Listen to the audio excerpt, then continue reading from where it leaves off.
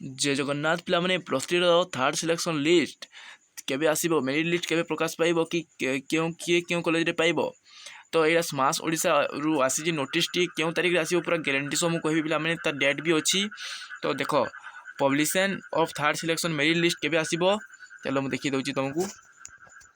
देख जुलाई 29 2026 2 PM 2टा बाजी को जिते 2टा हेब से आसब ठीक अच्छे। और ऑनलाइन फीस पेमेंट स्टूडेंट केते करेंगे पोर्टाल रे देख केते करेंगे जुलाई 29 2026 से ही दिन 3 रु अगस्त 1 2026 4 पर्यंत तुम फीस पेमेंट कर पार ऑनलाइन ठीक अच्छे।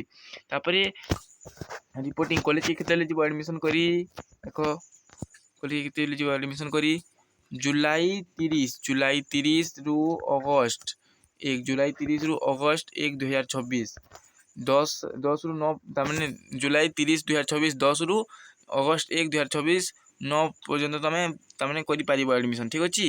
देख यहाँ थी आम प्लस 3 थर्ड सिलेक्शन के प्रकाश पाइब कौन अच्छी। तो एमती जो अपडेट तुम चाहूच तो ये वीडियो को लाइक कर दियो, चैनल को सब्सक्राइब कर दियो, आम सह जोड़ी रह। थैंक यू पिला माने, धन्यवाद।